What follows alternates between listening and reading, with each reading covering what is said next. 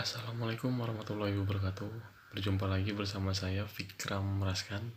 Pada video kali ini saya akan menjelaskan sedikit tentang mobil Lada Renault. Bukan Lada bukan Lada bumbu dapur ya, tapi mobil Lada Renault, itu buatan Rusia. Oke, tanpa basa-basi kita langsung saja ke pembahasannya. Di sini saya akan membahas juga sejarah, terus teknologinya dan teknologi sebelumnya, terus kesimpulan. Oke, langsung saja. Tapi sebelum langsung masuk ke videonya, jangan lupa di subscribe, tekan tombol loncengnya biar tahu notifikasi video-video terbaru dari Juragan Soal Sulit. Oke, masuk pembahasan yang pertama. Itu awalnya sejarahnya. Perusahaan ini didirikan pada tahun 1966 bekerjasama dengan Fiat, dengan Viktor Plykov, kemudian Menteri Industri Otomotif sebagai direktur, dan Vladimir Solovyov sebagai desainer kepala, dan berniat untuk memproduksi mobil ekonomi populer yang akan memenuhi meningkatnya permintaan akan transportasi pribadi. Pabrik berisi banyak sistem otomatis yang dikembangkan oleh berbagai anak perusahaan Fiat yang akhirnya digabungkan menjadi satu, sehingga pabrik Togliatti bertindak sebagai uji coba sebelum Fiat menginvestasikannya di pabriknya di Italia.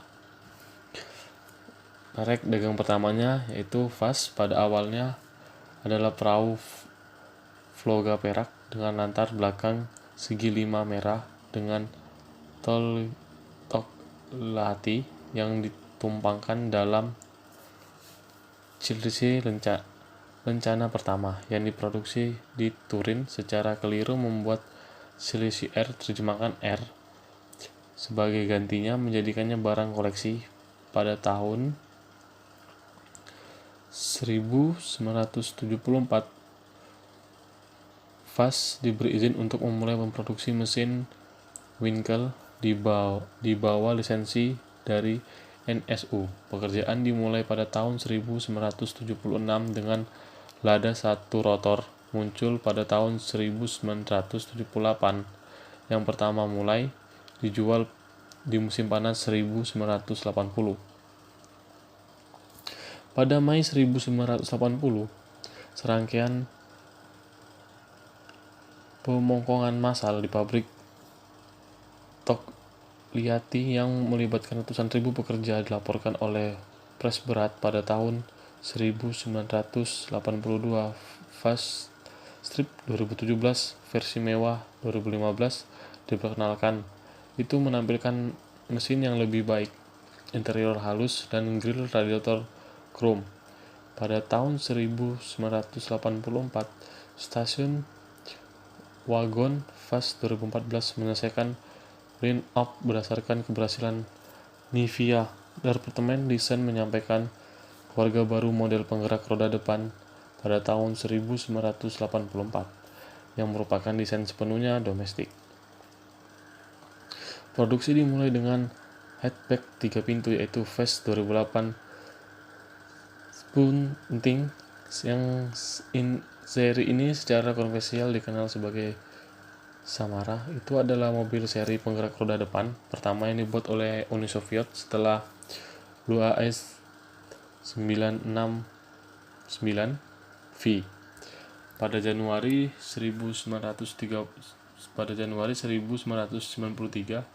Autovaz didirikan kembali menjadi perusahaan saham digabungkan di bawah hukum Rusia. Perusahaan menjadi dikendalikan oleh manajemen termaksud Vladimir Kannikov. Kepala Autovaz itu terdaftar di Bursa Efek Moskow seperti banyak perusahaan pasca Soviet lainnya yang diversifikasi. Situs keuangan di Autovaz sangat buruk dengan pekerja tidak dibayar selama berbulan-bulan. Pada waktu berlebihan pada suatu waktu. Pada 1995, penjualan mobil, distribusi dan suku cadang di Autofast semuanya dikendalikan oleh organisasi kriminal. Mitos ini dimungkinkan oleh hubungannya yang dekat antara penjahat dan bagian dari manajemen. Selain itu, gangster digunakan untuk mengontrol para pekerja dan mematahkan serangan. Pada akhir 1996, Autofast telah menjadi penggugatan pajak terbesar di negara itu karena 2,4 miliar US dollar dalam pajak yang belum dibayar. Pada tahun 1907, Kementerian Dalam Negeri meluncurkan Operation Horizon, sebuah investigasi yang akhirnya mengungkap bukti bahwa gangster yang terhubung dalam Autofast telah melakukan setidaknya 65 pembunuhan terhadap manajer perusahaan. Dealer dan saingan bisnis. Pada tahun 2003, Fast menghadirkan mobil konsep Lada Revolution, sebuah mobil sport single starter terbuka yang ditengahi oleh mesin 1,6 liter yang menghasilkan 215 HP atau 160 kW.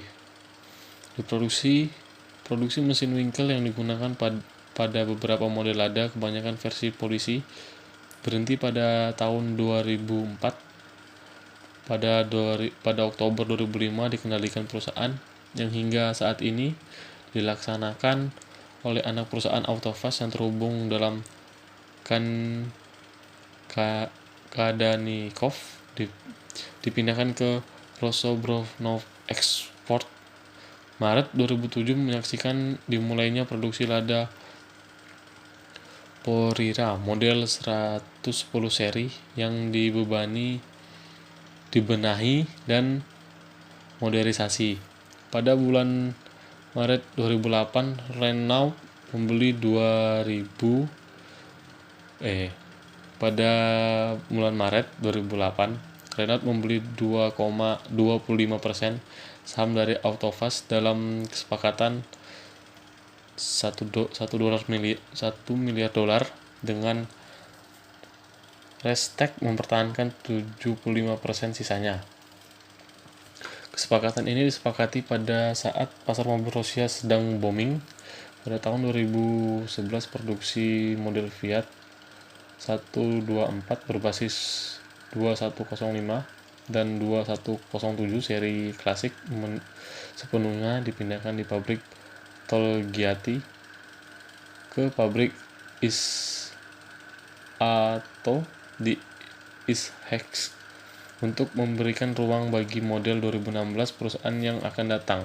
Pada bulan April 2012, Autofast mengonfirmasi akhirnya dari model 2017 Lada Riva atau Lada Nova. Setelah lebih 40 tahun penjualan Lada Granta, mobil subcoupe yang dikembangkan bekerjasama dengan Renault, mulai pada Desember 2011, Lada Renault diluncurkan di pasaran Rusia pada pertengahan Juli 2012. Pada Agustus 2012, mobil konsep Lada X-Ray diluncurkan di Moscow International Automotive Mobile Salon. X-Ray dirancang oleh kepala desainer Steve Martin, sebelumnya dari Volvo dan Mercedes-Benz. Generasi kedua Lada Kalina pada dasarnya generasi pertama facelift yang juga terungkap di Moskow International Motor Show 2012. Kalina juga diproduksi sebagai versi yang lebih kuat bernama Lada Kalina Sport. Oke, langsung ke teknologinya. Teknologi terbaru pada Lada Renault ini berpenggerak full time 4x4 dengan penampilan rasio dan dilengkapi dengan pengunci dan venital dengan transfer case-nya. Terus lampu depan dengan LED yang saling bertayatan secara visual dengan berteknologi tinggi. Nah, mungkin untuk teknologinya cuma itu saja yang saya tahu. Mungkin bila ada yang silahkan ada masukannya nanti di kolom komentar. Terus untuk teknologi sebelumnya dari Lada itu cuma awalnya berpenggerak roda belakang yang paling populer di masa lalu. Terus penggunaan gearbox dengan tuas pengunci tengah serta pemilihan rentang rendah dan tinggi. Terus lampu depan persegi dan panel bodi mobil ini dari model panel lampu depan persegi dan panel bodi mobil ini berbeda dari mobil yang sekarang. Oke. Jadi kesimpulan dari video yang saya buat ini atau mobil yang saya review ini dibuat untuk bertujuan untuk menjadi bahan pembelajaran bagi mahasiswa yang sedang melakukan mata kuliah online sebagai tugas dari mahasiswa. Video ini menjelaskan tentang sejarah singkat Lada Renault, teknologi terbaru Lada Renault dan teknologi sebelumnya yang dikemas secara simpel dan dapat dipahami, semoga bisa menjadi bahan referensi bagi mahasiswa. Oke, saya tutup. Oke, cukup sekian pembahasan video saya kali ini. Semoga di lain kesempatan kita dapat bertemu lagi. Dan jangan lupa subscribe, tekan tombol lonceng biar tahu notifikasi dari Juragan Soal Sulit.